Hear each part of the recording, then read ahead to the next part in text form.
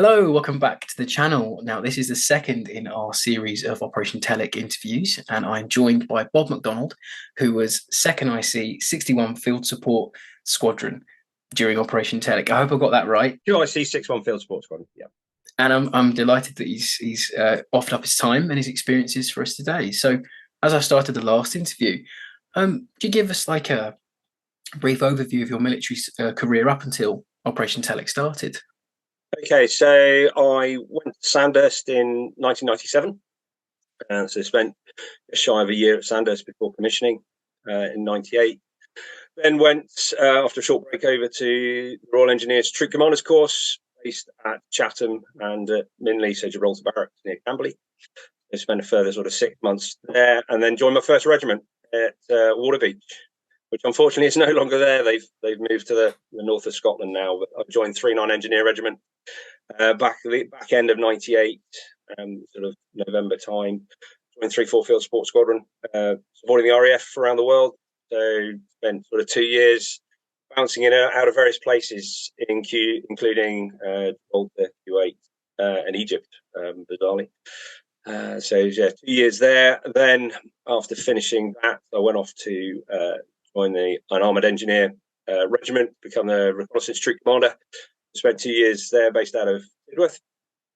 Served across places like Canada and to operational fields of Kosovo. Then from that, off to Staff College, so Junior Staff College, as was then Army Junior Division. So spent a few weeks there, and then was selected to go and become second in command of 61 Field Support Squadron, who were at the time on operations in Kosovo.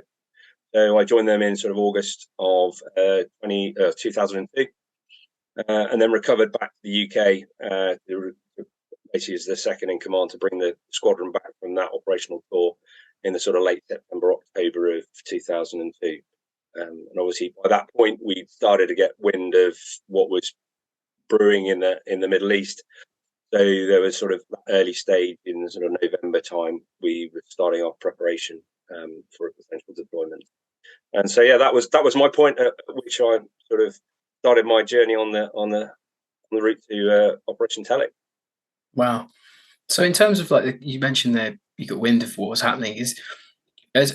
So yes, my previous chat was from a corporal, and this obviously you're from the command level. So are you more aware of things that are going on, like in the sort of socio-political sphere? Because this war's really interesting. That it is much more for me rooted in politics than others, I guess. No, not really. I mean, I'd say at the time we were focused on our work in Kosovo, part of the sort of stabilization operations, and yeah, it was all pretty much what you were seeing in the press at the time. There was, connectivity we had back then compared to what we have now. The ability to get any sort of assessor intelligence reports, they were very few and far between. So we weren't, certainly at the squadron level, seeing any of that information flowing through. And so yeah, we were pretty much getting our feed from what we were seeing in the press. Right. Yeah. That's it. Yeah. It is a bit. Yeah. 20 years ago. do forget that it was that long ago. Yeah, it was. I know. Right. So what was your role? So when obviously the ball gets rolling, you're in Q8 and you're looking like the military intervention's going to happen. What's your role within the operation? Sort of objectives, things like that. You get given. So I had a bit of an interesting journey on this one.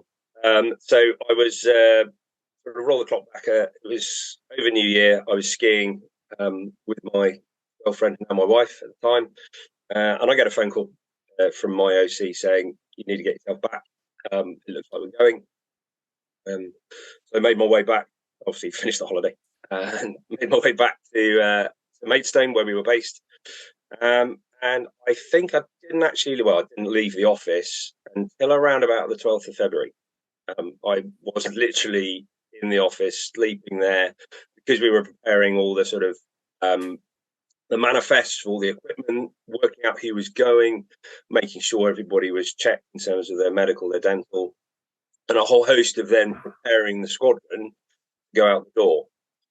So the job of the Squadron 2IC is effectively going to be the last person out the door. I'll turn the lights off and get on the last plane out to meet with the rest of the squadron. My OC, so Major Paddy Fuller at the time, he went on the first wave into Kuwait in 1st of February, I think, there or thereabouts, with the commanding officer, Mr. Kell, who was CO of T3 Air Assault Regiment at the time. And they went in, started the initial planning, certainly from a 16 Brigade perspective. I then get a phone call on the 12th of February to find my OC, so Major Fuller, was getting medevac. He'd succumbed to pneumonia, suspected. He wasn't well, so they got him on a plane, getting him back. So I got a phone call from the regimental second in command to say, Bob, you need to get yourself on the next aircraft out because you need to bring in the squadron and you need to be front and centre for some of the planning, which I'll sort of go on to in a bit. So yeah, I found myself Valentine's night day at Bryce Norton, going on a plane, heading off to Kuwait when I thought I was going to be going last wave out at the end of February. Wow. And then arrived in theatre, be met by the CO and told effectively the squadron's going to be doing the breach for the Americans out to the west. I want your plan in 3 days, please. Wow. So from somebody who broadly does not just spreadsheets of manning and workforce structures and ensuring people are on course and medically fit and everything else, I then found myself as acting OC. And then we started in earnest the planning process to look at how we were going to support. Because obviously at the time, we were then starting to marry up with the Americans who were in theatre already and start to align how we were going to support the American effort. Wow. So you're thrown in at the deep end there. It would seem. So how is that? How do you plan for something? Obviously, you're not. That's not you saying that's not really what your thing. But how do you prepare for something like that? Well, it's part of your role as second in command. That if the OC is away, whether it is anything from he or she is on leave through to they're on task to somewhere else within the operation, or in this case was injured, so you have to be positioned to step up. And slightly later on, but my opposite number on the east flank, so the squadron that was doing the breach for the Americans on the east towards Basra, was in exactly the same position. So their OC had stepped back from the line, and the other two IC had to step up as the OC as well. We didn't know this until after the fact that we met up. So yeah, it's something you plan for. You're always prepared to do it, but it's not necessarily something you deliberately plan right on a routine basis. Yeah. So then having to go through that process of right, who's now going to do all the functions of the second in command? So hence, that's why my sergeant major steps into the breach and he picks up a large chunk of that functionality. Right. So are you in armoured fighting vehicles, or are you? No, we are a field support squadron. So describe it. So the field support squadron as a structure is broken down into three main components. So you have a resources attachment. So they basically manage and monitor all the engineering material that comes into theatre, whether it's bridging equipment, stores for defences, water supply equipment, or construction materials. They also have a workshop, a global workshop, so with tradesmen and women who will in the field be able to manufacture anything that's required by the field force. So there's the logistics side. We also have heavy plant side, so heavy plant machinery equipment, and we also provide the sort of line of communications facility. So we will maintain a line of communication, so a large road network with the equipment we've got and the people, we would maintain that. So that's what a field support squadron does. So we're in vehicle terms, we're in light skin vehicles, Land Rovers, and at the time, DAF trucks. Right. Not the best place to be when people start firing rockets across the border. No, not at all. Yeah, I think in my previous interview, he said that he went over in a Land Rover with don't "Don't shoot me" on painted on top. Yeah, so there's I think it's relatively widely known, but in the sort of build up to going in, there was very much a hard line taken in terms of we were not invading. We were going in as part of an operation, and therefore, as an example, flying of the Union flag, we weren't allowed to fly the Union flag on vehicles. Obviously, those who were still around from the Granby days were all very nervous of, you know, the potential for friendly fire and everything else. So, yes, the vehicles were all marked up. Therefore, you know, you were confident that on our side you were going to be in a good place. But yeah, that sort of making sure that people aren't spotting you. But yeah, it was actually an order that went out, no Union flags to be flown. Yeah, was it Tim Collins' speech? He mentions that, doesn't he? We won't fly our flag in their country. Yes. Yeah. So in terms of talking about the Land Rovers, there, in terms of like, I was talking to the other interviewee about this, and you read a lot about it. Do you have any issues with kit and equipment procurement before the invasion? Were you fully in desert DPM, or were you wearing a mixture? Anything like So that? like anything, but because you sort of, there was an element we were prepared, but we were also coming back from Balkans tour. So we were coming back from Kosovo. So yes, although it was a summer tour and therefore the guys and girls were scaled for a warm European climate, to then gear back to, and this sometimes shocks people, in the desert that time of year. One, it's bloody cold at night, and it rains a lot. It rains a hell of a lot.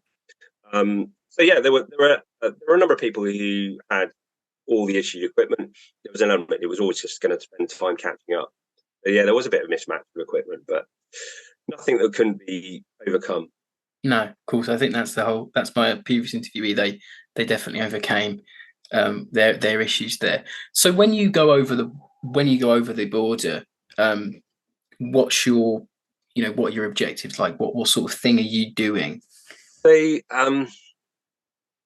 sort of wind slightly back. So yeah, of course, from arriving in theatre on the 14th, then got the squadron in. So a number of the squadron had already arrived to support the enablement, so enabling the division to come into Kuwait.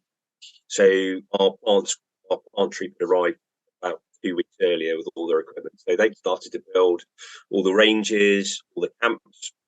So we are literally in a flat piece of desert, and every 500 meters or so, you had a bunded area with glorified big Bedouin tents, and where we stayed. Certainly for the first four weeks before we went across the border. So sort of been there for about 2.5 weeks, at which point the troop would come back to me. Still no sight of the OC. He'd still not managed to get himself fit and back.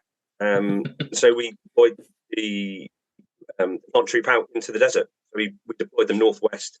So I think it was about 20 or so kilometers from the border. We literally pushed them out into virgin desert, and they constructed the border. They recreated exactly the border that they were going to go in against, which was a large ditch and high berm. The berm was about five or so meters high, and the ditch was about 3 meters deep and about 5 meters wide. I think something like that. It was massive. And so they created that, and they practiced it by day and night of breaching it. So we went through rehearsals by day, by night, in NBC as well, so our nuclear, biological, chemical warfare capability. So once again, that was an expectation that we may have to deal with something in that space. And so everybody we were all getting prepared for that. And then I think, what was it, about 14th of about 12th, about the 12th of March. I walk into the headquarters tent one morning, and there's a sleeping bag on the floor, and it's got a body in it. And it's my OC, who's managed to persuade somehow the doctors that he was fit enough to be back and take over the squadron. So he had arrived, not looking great, but he arrived in theatre. And then we went through our sort of final rehearsals around about the 15th, I think. 15th of March. He was happy, and so I handed back the squadron to him, and I went back to manning the radios and running the squadron command vehicle. And then we were sort of in our final assembly area around about the night of the 19th of March, and then it all started to get a bit exciting. For a bit, anyway. And so we moved up the line that night, and where we'd been going up every time rehearsing, we'd been turning left. We then turned right, met up with our US call sign in the middle of the desert. He was going to take us in, guide us into the objective. And it's one of those things, Robbie, that you sort of spend, albeit, but at that point for me, I've been in the army not that long, sort of just shy of 6 years.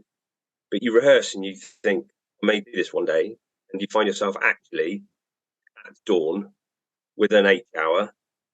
Now, fortunately for us, we found ourselves not on the main effort. So, 7th Brigade armoured brigade over to the east, the ones going in, and they went in 24 hours before us into Basra.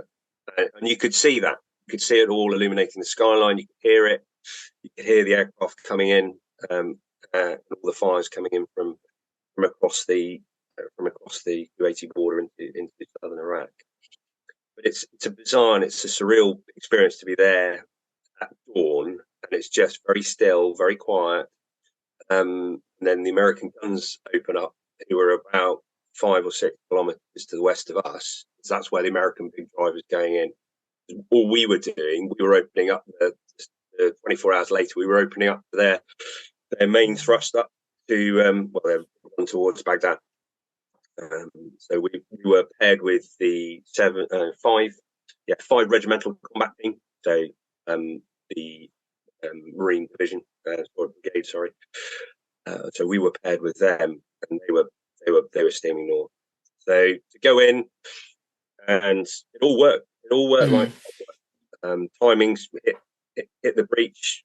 Guys started doing their thing. I mean, I was sort of reading back through some of my notes and reading the book, and I remember now. So about 4 days before we went, we were trying to, determine who was going to be the 2 people that were going to operate the equipment. Who was going to breach? They were going to breach the firm. So all the troop that had gone and rehearsed in the desert, they'd all taken it in turns to do all the equipment, operate the equipment. So at any point, if somebody became injured and not able to do it, they could jump in the equipment and do it. So they're all about 5 or 6 guys. And we asked for volunteers, and we had Sapper McTurk from Glasgow, and Lance Corporal Littler. The 2 guys that operated the dozers on the day. We even got the Padre the night before to bless the equipment. That was quite a surreal moment. Yes.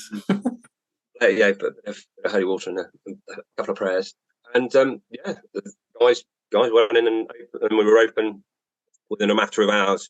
Obviously, we didn't have the heavy equipment that the 7th Armoured Brigade had over to the east, so the heavy engineering dozers they have on their armoured, so they're average, so the assault vehicles that they have.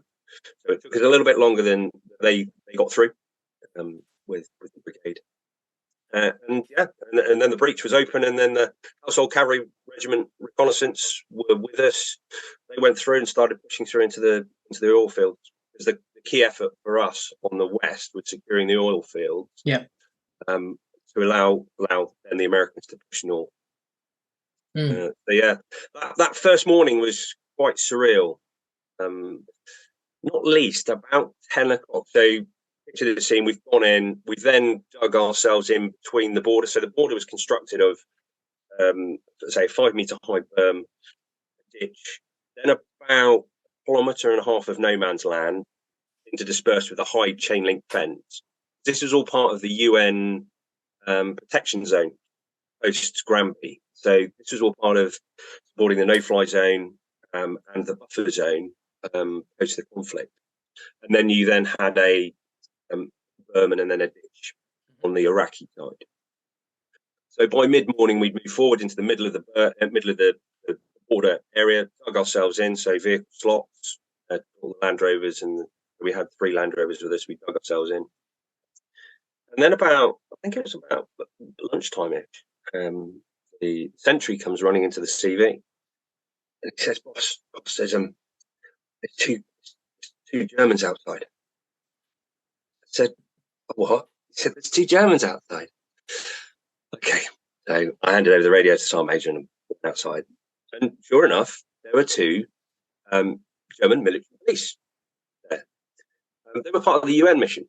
Right. So, because where we'd gone in, we'd literally gone on one of the main roads, which had a checkpoint on it, and so they'd just come to work. They'd come out from Kuwait City in the morning, come to work, they're there. It's like, momentary, they wanted to know what was going on, obviously. Well, they just were aware what was going on, but they just wondered what was actually happening. And so, yeah, and, dutifully, they asked if they could help. So, yeah, they made their way back down the line and started directing traffic. Wow. So, I mean, I had, alongside us in the headquarters, we had an R&P attachment with us as well. I had the fortune to spend a couple of days with Sergeant H. So if you remember from later on in the operations, there were 6 R&P killed. Oh, okay. Yeah. He was one of those guys. Incredible individual. Yeah, great chap. As I say, we spent many hours together in the CV chatting, but it was one of those things. It happened. So yeah, and then about an hour later, this is all about the surreal thing of in a sort of conflict like this. These things just appear out of nowhere. My OC comes back and says, "What's been going on, Bob?" And I explained that these military police turn up from the UN. So we, after a brief discussion, we just probably thought it was not great that they were in the sort of area of the border at the time. So we sent the runner down there. He said, "Hold on, say thanks very much. They can move back to Kuwait City and out of harm's way." And that was surreal moment 1 on D-Day, and then the second surreal moment happened about 4 o'clock in the afternoon. So picture the scene at this moment, Robbie. By this point of the day, so elements of 16 Air Assault Brigade had gone through the breach. They started to move out into the oil fields and into all the refinery areas, and then the American sort of second echelon started to move up. So I think in all over the 3 days we were there on the border, 2,500 vehicles moved up through our crossing alone. Wow. And we were one of I think, certainly on our side, we were one of 5 crossings.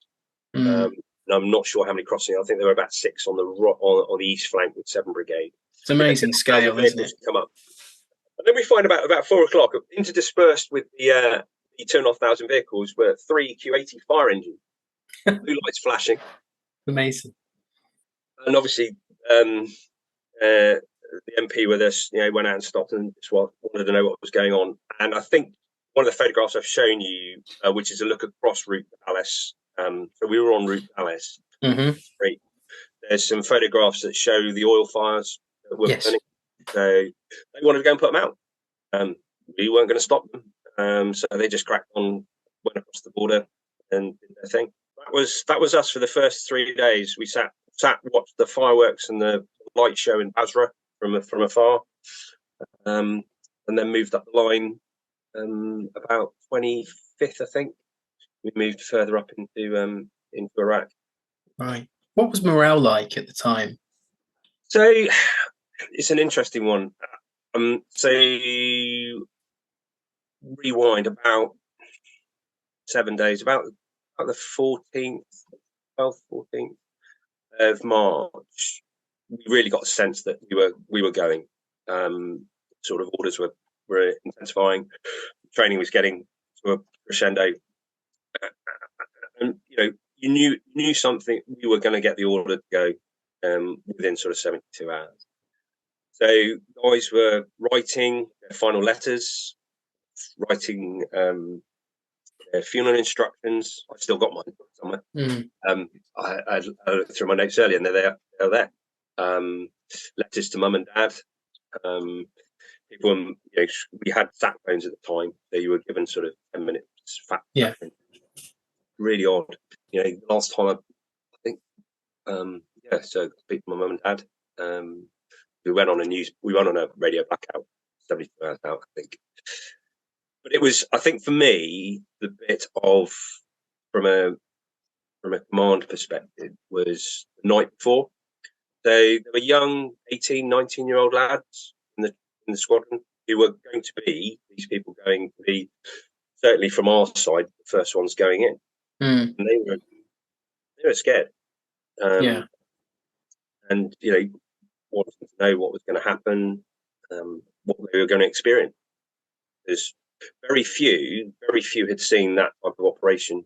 There were still some within the regiment served on Granby. But at that scale, yes, guys and girls had served in the likes of Northern Ireland and in the Balkans, so they'd seen conflict, and some of them had served in Kosovo in the early stages, and Sierra Leone. But, nobody had really, the lion's share of them, certainly the young boys and girls, had not seen this sort of scale of effort.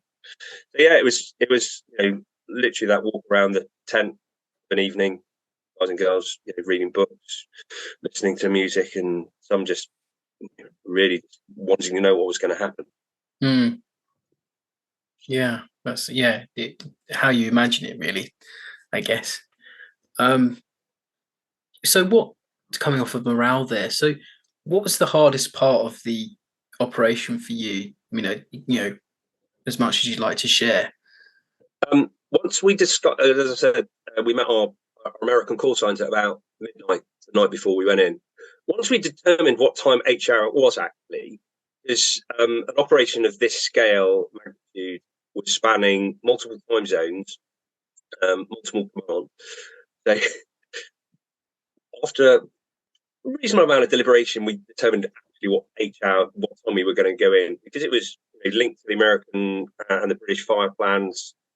Certainly on our side with the Americans, there was a significant amount of effort from the guns, not to support us directly, but to keep whatever could interfere with us aboard. So it was quite critical you work out all that time. So that was sort of one of the sort of concerns at the time. But I think it's almost the describe. It was that I hope I can do, what I've been trained to do. Of course, yes. And the plan will work. And, it did. Certainly our part of the breach worked. We got through. We didn't lose anybody. And we were fortunate. There was nothing in our sector. So it was unopposed. I mean, if it had been opposed, or heaven forbid we'd been hit by anything of chemical nature, that would have completely changed the game. That is a different story. But we were there in our NBC suits, and every so often the alarms would go off, and you'd get masked up, not knowing exactly what was happening around you. And then suddenly, go do the test, and the training kicked in. So yeah, it's one of those. I was trying to describe to somebody afterwards. So the intensity is sort of 10% intense activity, and I put it as activity, and then 90% just sitting around waiting. Yeah, that was the rest of our sort of move as a squadron. Was moved up into the oil fields, and then we went static for about 5 to 6 days, supporting then the crossing of the canal. So the squadron went and did the work to prepare the road, and then there's a couple of famous pictures of the blown bridge, and then we put a bridge over the top of it, and then the amphibious rigs, the M3 rigs. So it's the first time the first and only time they've operated on an operation. So the operational use of the M3 rig on Telic was the first and only time. So yeah, we were doing preparing the banks to get the rigs into the water. Wow. So after that, how long do you stay in Iraq for? So as I say, we moved up the line. We got into what we came to know as Lone Tree Camp. It was in the middle of the oil fields. It was a maintenance facility, and hence that was the time the picture of the camel. Yeah, I'll flash that up for classic. people. So we got static for 5 days, and obviously the locals started to sort of come from the local village just to find out what was going on. And then this Bedouin arrived and suggested that his camel had stuck. So myself, Sergeant Major, so the guy in the photographs, the Sergeant Major, Andy Shute. We took a crane with us, and we rescued a camel out of the oil. So then, a few days after that, we had a massive fire in the camp. So somebody, we never actually determined how it started, but if you can imagine, this is a big industrial facility, lots of equipment in big hangars, and so we'd just taken it over as our shelter and our storage facilities. And fire took hold in one of these hangars, and it was quite a scary time, because one, we didn't know what was in the hangar. That's the stuff that we stored in there. So we had our shielder scaffold mine system was in there, so we had to drag that all out while the buildings are burning. The dive ISO, so with all the compressed air and the equipment for the army divers were in there, and the explosive ordnance disposal team, they had their equipment in there as well. So it was quite an intense night, should we say, as this place is cooking off. So once that was dealt with, and once again, the Iraqi Fire Brigade turned up that night, and then helped us deal with the fire. So once again, Robbie, strange things that happen during conflict. You never expect dealing with a local fire brigade.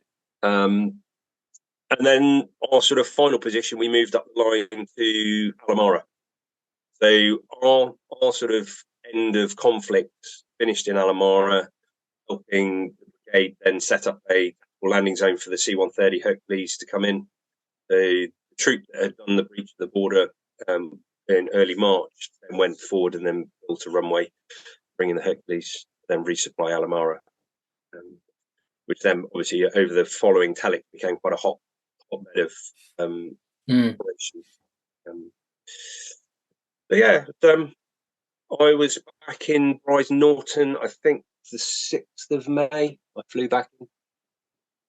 Yeah, I was back the 6th of May. I was back in. Did you go back on any other subsequent Telics, or? Yes, so I went back on Telic 4. Okay.